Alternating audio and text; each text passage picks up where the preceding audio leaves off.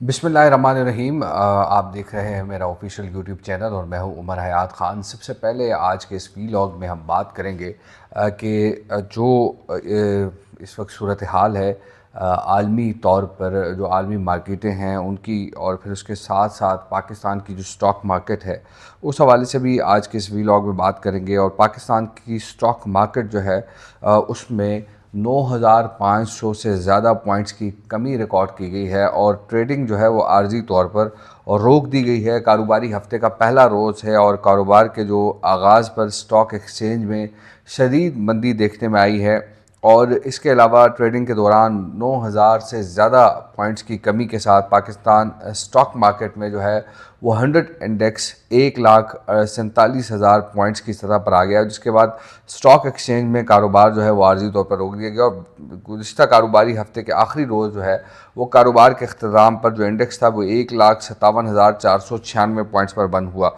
और अभी कुछ देर पहले एक और ख़बर भी सामने से गुजरी है कि बाकायदा तौर पे पाकिस्तान स्टॉक मार्केट में जो है वो जो ट्रेडिंग है वो मअतल कर दी गई है। और ये तकरीबन इस वजह से ये मअतल की गई है कि अगर गुज़िश्ता महीने से अब तक अगर देखा जाए तो 44,000 पॉइंट्स जो है वो उसकी कमी देखने में आई है ट्रेडिंग में। तो ये एक बड़ी ख़बर है जो यकीनी तौर पर बड़ी इंपॉर्टेंट ख़बर है कि पाकिस्तान के स्टॉक्स मार्केट में जो है वो सूरत हाल इस वक्त अबतर होती जा रही है। ये ब्रेकिंग न्यूज़ हमने आपके साथ शेयर की है। इसके साथ साथ नाज़रीन, बात हो रही है कि पाकिस्तान ने पेट्रोलियम मसनूआत की कीमतों में इजाफा किया। क्या दुनिया के अंदर जो है वो दुनिया के किन ममालिक ने पेट्रोलियम मसनूआत की कीमतों में इजाफा किया? तो इस हवाले से पाकिस्तान जो है वो सबसे ज़्यादा, पाकिस्तान ने अगर डॉलर टर्म्स की बात की जाए तो पाकिस्तान ने 20 सेंट्स जो है वो पेट्रोलियम मसनूआत की कीमतों में इजाफा किया। और अगर रुपी टर्म्स में देखा जाए तो 55 रुपये फ़ी लीटर जो है वो इजाफा देखने में आया। इंडिया के अंदर सेम रेट्स हैं, इंडिया में कोई इस तरह की जो है वो चीज़ें सामने नहीं आई। और बांग्लादेश ने, यानी ये जो जंग है इसके शुरू होने के बाद जो है वो सिर्फ़ और सिर्फ 4 सेंट जो है वो इजाफ़ा किया है। और इसी तरह अफ़गानिस्तान में सेम प्राइसेस हैं। नेपाल ने जो है वो 3 सेंट से इजाफ़ा किया है। श्रीलंका ने जो है वो 1 सेंट इजाफ़ा किया है। और तुर्की ने जो है वो 6 सेंट इजाफ़ा किया है। और इसके साथ साथ ईरान ने जो है वो 2 सेंट इजाफ़ा किया है। सऊदी अरेबिया ने 4 सेंट जो है वो पेट्रोलियम मसनूआत की कीमतों में इजाफ़ा किया है। मुत्तहिदा अरब इमारात ने 3 सेंट इजाफ़ा किया है। चाइना में जो है वो प्राइसेस सेम है। और यूके में, यानी यूनाइटेड किंगडम में जो है वो 7 सेंट का इजाफ़ा हुआ है। और इसके साथ साथ जर्मनी में जो है वो तकरीबन 7 सेंट का इजाफ़ा सामने आया है। और अमेरिका के अंदर जो है वो 5 सेंट का इजाफ़ा सामने आया है। तो ये एक तकाबुली जायज़ा है कि सबसे ज़्यादा जो है वो कीमतें पाकिस्तान में बढ़ाई गई। और इस हवाले से जब आप हुकूमत की लोगों से बात करते हैं तो हुकूमत इस हवाले से ये तोजी पेश करती है कि इस वक्त जो है वो जो प्राइसेस हैं वो हाई हैं और जिसकी वजह से जो मामलात हैं हमें ये तमाम फ़ैसले करने पड़ रहे हैं। अब आपको मैं एक और मज़े की बात बताऊँ कि जो इस वक्त क्रूड ऑयल है वो तकरीबन $104 फ़ी बैरल तक चला गया है।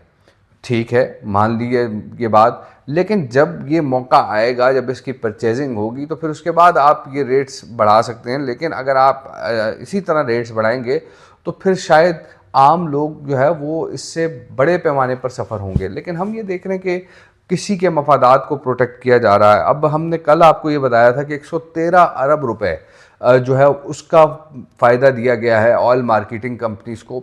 ये जो है वो एदाद शुमार है। और इससे पहले जब मेरी एक हुकूमती बंदे से बात हुई तो उन्होंने कहा कि इससे पहले जब कमी होती है तो उसमें भी जो ऑयल मार्केटिंग कंपनीज हैं उनको नुकसान होता है। लेकिन क्या 15 दिन की कमी और महीने की कमी ऑयल मार्केटिंग कंपनियों के कहने पे आपने जो है फोर्टनाइटली किया, और फिर आपने ऑयल मार्केटिंग के कहने पे अब आप दबाव पे, प्रेशर में आके जो है आप कह रहे हैं कि नहीं जी हम हर 7 दिन बाद, यानी हर हफ्ते जो है वो पेट्रोलियम मसनूआत की कीमतों को देखेंगे। तो ये यकीनी तौर पर बड़ा इंपॉर्टेंट है कि इन तमाम चीज़ों को हमें देखना चाहिए। अब जो रेट्स हैं ख़ास तौर पे वो भी आपको बता दूं, यानी जो पाकिस्तान में क्या रेट चल रहा है, यानी जंग से पहले क्या रेट था और आज क्या रेट है, ये मेरे पास जो फिगर्स हैं वो मुझे ये बता रहे हैं कि पाकिस्तान में पेट्रोल जो था वो 266 रुपये 17 पैसे का था। और अब जो है वो 321 रुपये 17 पैसे का हो चुका है। इंडिया में 94 रुपये 70 पैसे का था, इंडियन रुपीज़ की बात कर रहा हूँ, और अब भी उसी रेट पर मिल रहा है। बांग्लादेश में जो है वो 125 पर था और अब 130 का हो गया, यानी 5 इसमें इजाफा हुआ है। अफ़गानिस्तान में 500 यानी 57 अफ़गानी का था और अब भी 57 अफ़गानी का मिल रहा है। इसी तरह नेपाल में जो है वो 186 नेपाली रुपीज़ और अब 190 नेपाली रुपीज़। तो श्रीलंका में 365 श्रीलंकन रुपीज़ का था और अब 370 का है, यानी 5 रुपये उन्होंने उनके बढ़े हैं। और तुर्की में जो है 41 लीरे का था, अब 43 लीरे का हो चुका है। सऊदी अरेबिया में 0.62 था, ये हमने आपको पहले बता दिया। इसी तरह चाइना के जो रेट्स हैं वो भी हमने आपको बताया, जर्मनी यूएसए के रेट्स भी हमने आपको बताए। तो पाकिस्तान में बड़े पैमाने पर इन नरखों को बढ़ाकर फ़ायदे दिए गए। अब ये फ़ायदे किसने हासिल किए और हुकूमत ने क्यों दिए, ये अब हुकूमत के कोर्ट में ये बात है। और मैं यकीन जानिए कि हुकूमत से जब हम पूछते हैं कि आप ये क्या कर रहे हैं, तो उनके पास कोई और जवाब नहीं होता, आए बाएँ शाएँ करते रहते हैं।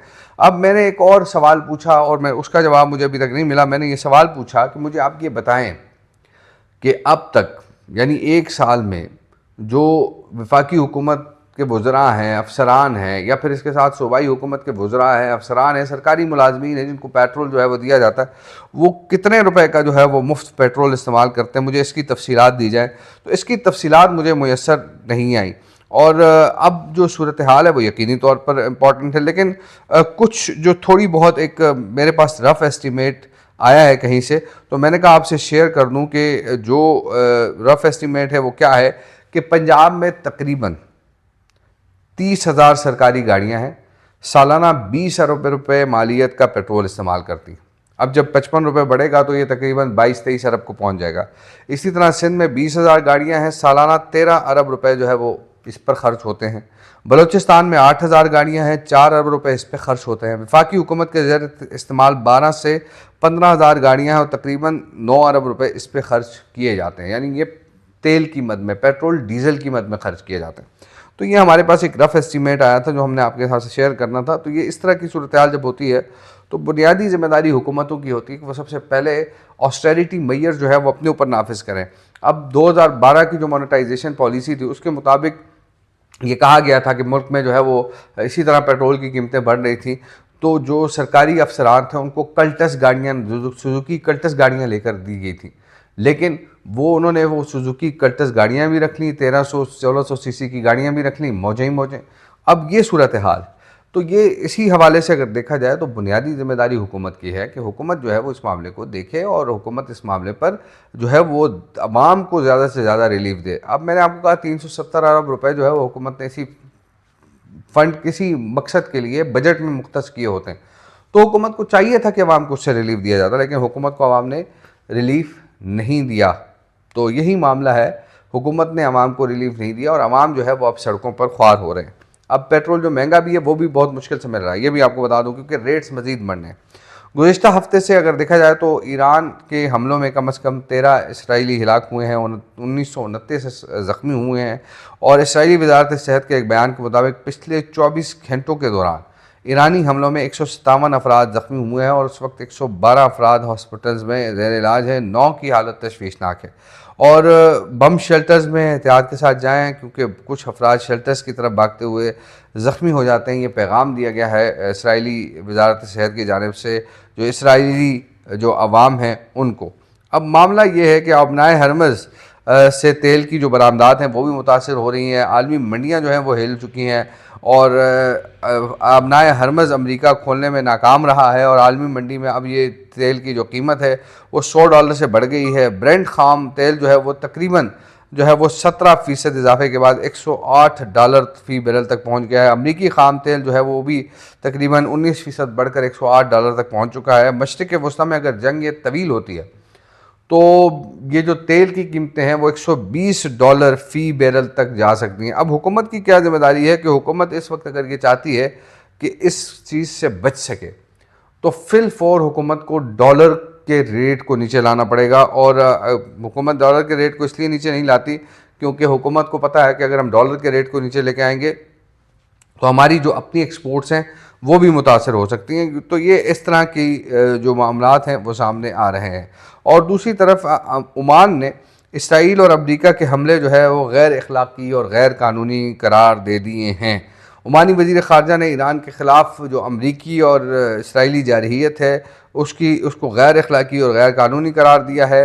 और ओमानी वज़ीर ख़ारजा ने अरब के वज़राए ख़ारजा के एक हंगामी इजलास, अरब लीग के हंगामी इजलास से खिताब करते हुए उन्होंने कहा कि ईरान के की हमसायों के ख़िलाफ़ जवाबी कार्रवाई पर भी अफसोस है और फ़रीक़ैन से जंगबंदी करके सफारतकारी की तरफ लौटने की अपील है। उनका कहना था कि अमरीका और इसराइल के ईरान पर हमले ऐसे वक्त में हुए हैं जब एक मुनसिफाना हल के लिए सफारती कोशिशें आगे बढ़ रही थी, और ये सारी सूरत हाल यकीनी तौर पर अब मामला जो है वो काफ़ी गंभीर और मुश्किल होता जा रहा है। इसी तरह अगर देखा जाए तो अज़रबैजान पर हमला नहीं किया, मसूद पेज़ेश्कियान ने कहा है, जो कि ईरान के सदर हैं। और इस हवाले से क्योंकि एक जो ड्रोन है वो अज़रबैजान की हदूद में गिरा, तो इस पर जो है वो ईरानी सदर की जानिब से जो अज़रबैजान के सदर हैं इल्हाम अलीयौफ, उनसे उनकी गुफ्तगू हुई है और मसूद पेज़ेश्कियान ने जो है वो ये कहा है।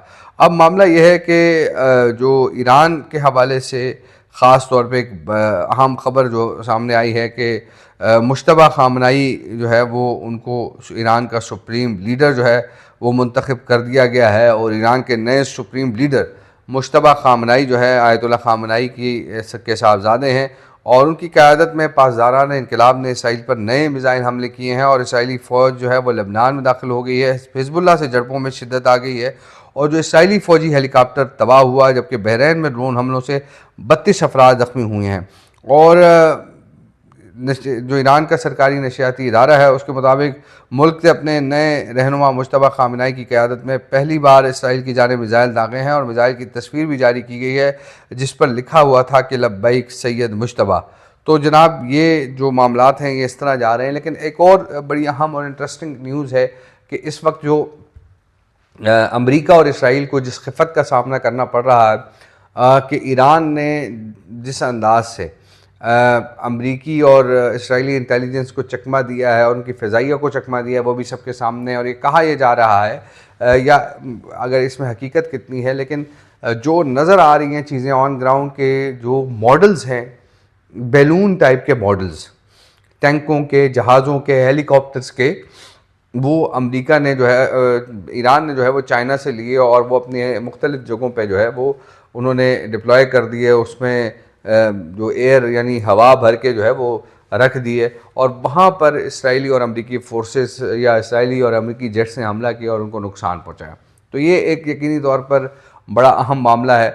और क्योंकि जो इस वक्त वहाँ जिस अंदाज है, इससे पहले हमने ये देखा था कि कुछ जो तस्वीरें गर्दिश कर रही थी कि ज़मीन पर ही ईरान ने जहाज़ों के जो है वो ऐसे खाके बनाए हुए थे जिसको निशाना बनाया गया इसराइली और अमेरिकी फोर्सेस की जानिब से।